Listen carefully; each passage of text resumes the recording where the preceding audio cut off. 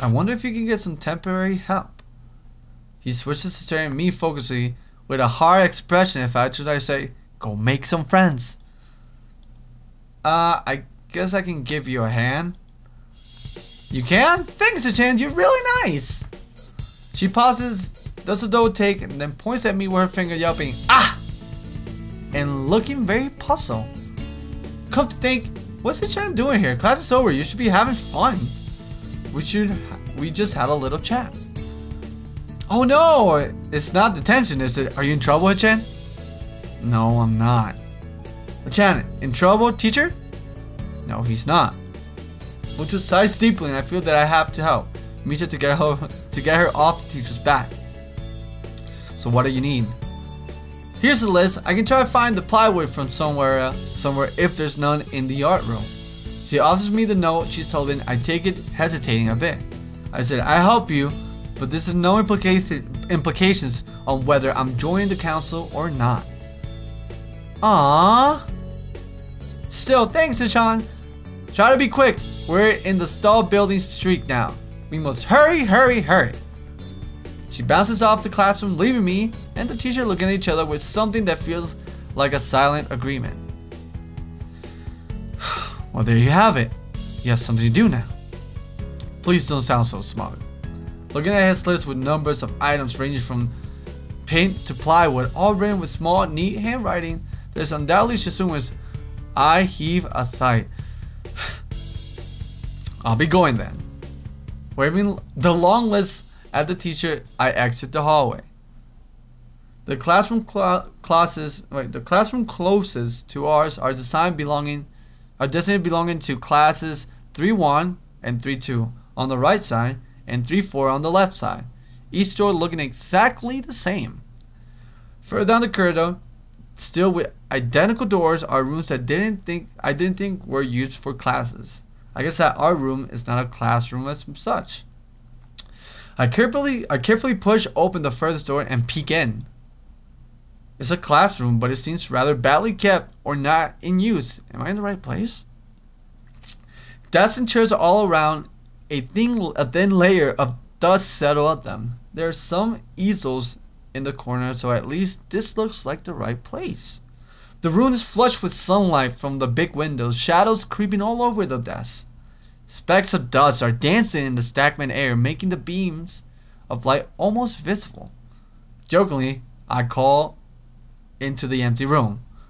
Anybody up? Somebody catches my eye and I stop in mid-sentence. Sitting on the desk, short-haired girl, curiously wearing a boy's uniform with a fork between her toes. A morsel of food stuck firmly on the end.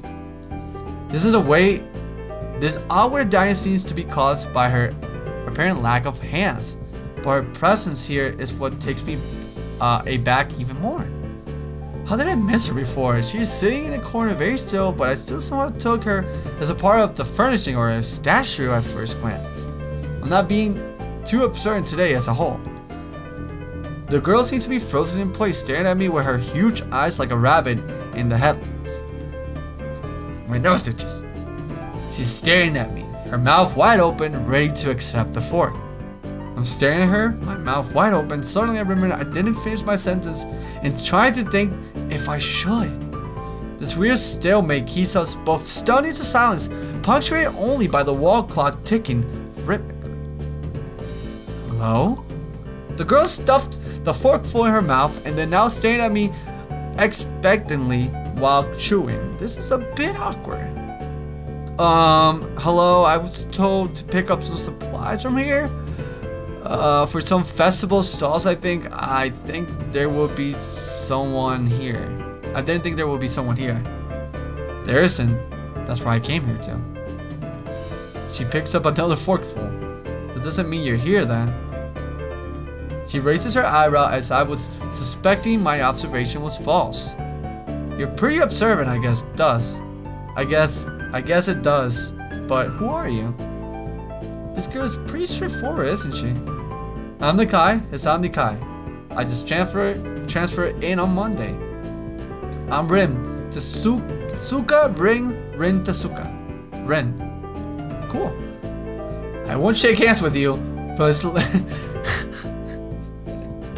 that's so fucked up. I like her humor. I won't shake hands with you, but at least we know who we are now. That's very nice. Her deadpan manner of talking makes it hard to determine whether she's joking about shaking hands or not. It kind of bothers me. Joking about these matters don't feel appropriate at all. Well, I'm trying to figure out what's appropriate, whether this girl, she seems to have lost interest in me and now gazing yearly back at her food. Can I continue with my lunch? If you don't mind me, I will mind you. If you need to get your stuff, the supplies are at the back. Go right ahead. I'd say, go right ahead. But lunch? School's already over for the day. What word would you use then? There is no word for a meal you eat after lunch, but before dinner, right? It bothers me very much too, but I don't really know what I should say. I don't think you're supposed to say eat meals between lunch and dinners to begin with. But I'm hungry now, and my delicious packed lunch would go to waste otherwise. I have curry. It's very delicious. With much decisiveness, Rin once again picks up the fork between her toes. With at least as much impoliteness, she points it straight at me. So Nakai, what brings you to this place? I like her. She's really forward too. Like I said, I was told to look for these things. No, the school. From outside, you look fine. Is your problem like inside? To come to a full stop, opening my mouth but not getting a word out. I can guess I am good at guessing, but better than most people. Rin cuts me off before I can answer her question or skirt around it somehow. I don't know which I would have done. I froze in front of this issue again. I haven't even told anyone here about my condition, or maybe it's only because it hasn't really come up. I do get the feeling that it's not making issues of this part of the social code here, as the teacher said. I wonder if there's people here who could relate. Probably not any better than any normal person could. I can't relate to Suma's circumstance or Lily's either. Naturally, while I go through this in my head, Ren keeps considering what my condition could be, with an overly contemplated look on her face. She puts her forks between her lips and leans back, looking at the ceiling as the answers were written up there. A beam of light illuminates her face from the window side, creating a massive dark shadow on the other side. I don't think it's anything in your head, and something in your guts will be boringly ordinary, like this lunch of mine, and less delicious. The problem must be in your pants. What? What, Rin? My penis is fine. What are you on about? This messed up Sherlock Holmes kind of statement and the sheer lack of tact it was deliberate what catches me completely off guard.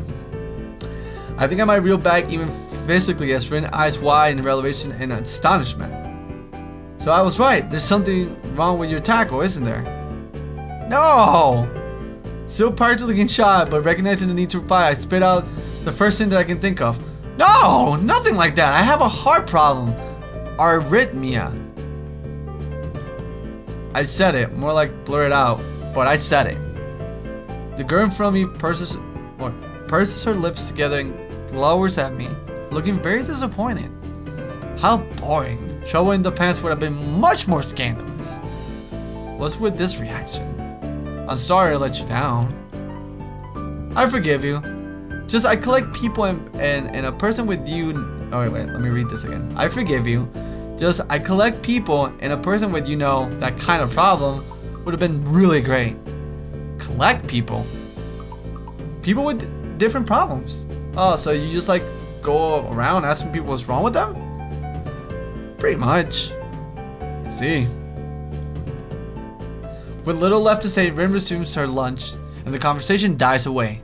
But I keep thinking about what she said, or what was said. It's the first time I told anyone else about my condition. All the other people have either known about it already or heard about it from someone else. Or didn't need to know about it like every other student here so far.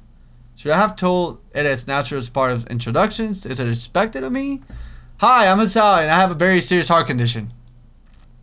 Is that how I'm supposed to go around introducing myself from now on? Is our disabilities would define us? What a disgusting thought. Or maybe this Tetsuka girl, or Rin, just has a natural interest in such things. As I walk to the back of the room and pick up the items of Misha's list, a chance opened up to study Rin from the corner of my eye. Her hair is a burnt auburn, almost orange and cropped short. Long hair would probably be impossible with no arms. The boy uniform and the lack of arms make her look very thin and almost scrawny. She's not particularly pretty except her murky green eyes which flicker restlessly from below her short bangs, even when she eats. The distance and the shadows make it seem like they don't reflect sunlight at all, but instead absorbs all within them like deep wells. She moves her feet almost as deftly as a normal person would use their arms. However, I can see how this sight could discomfort people, especially while eating. It makes me feel a bit uncomfortable at least. I hesitate to think about the word unnatural, but it's too late now, isn't it? I keep searching the cabins and shelves for Misha's things, but after enough time passes, the silence grows too uncomfortable, so I try to force some conversation out of this strange girl. So do you always eat alone this late, or do you get the occasional visitor? Visitors, maybe you're my first occasional visitor, but I don't always eat alone either. Sometimes I eat with certain people on the roof if she's not horsing around. Horsing? She likes to do sports. Oh, and that's all I can think of to say. Both of us fall silent again as Rin forks the last bit of her meal to her mouth. I look down at my haul and double check if Misha's list, and it seems I have everything except the plywood. So I think I have all things right now. That's very nice for you. Don't feel obliged to stay. I was about to take a nap anyway. You need to do whatever you're gonna do with that stuff anyway, right? Or perhaps you like to watch girls sleeping. I'm not sure what to make out of this, but Rin looks serious. Even if I did, I think I have to be going. I'll catch you around, Tetsuka. You can call me Rin. I feel that our relationship at this point is good enough to warrant this much. I was already turning to make my exit, but she draws me back in. Fine then. I'm his style. Then you are. Rin looks at me hard in the eyes, but that intimidating feeling when you get when someone stares at you isn't there. It's like she actually is not looking at me at all. She blinks a couple times. I can't figure out why she pauses like this, just pop between us out of nowhere. See you later, Hisao. There's something like a tiny smile there in her face, maybe. Ew, what the fuck? Yeah, there is. Ha! Oh, again the art. I quietly back out of the room, and as I shut the door in front of my face, I whispered to myself, what an intriguing person.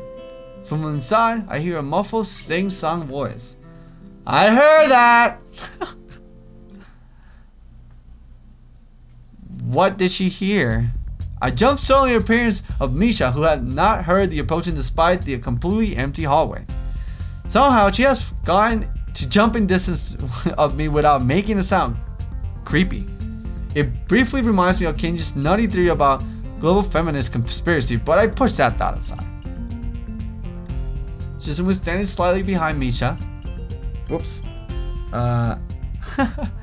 Misha looks aloof, and she couldn't have heard the remark that drew Misha's attention. But Misha's visibly excited. No, wait, more importantly, who is in there? There's no club meetings today. She tries to curiously peek past me, even though the door prevents her from seeing anyways. What are you doing here? You took so long that we had to come check what's wrong. That's no good, Hichan. She wags her finger at me, scoldingly. Hey, thank you so much for watching. If you guys really enjoyed the video, make sure you leave a like. It shows your support. And if you guys want to watch more videos like this, then subscribe so you never miss a video. Woo!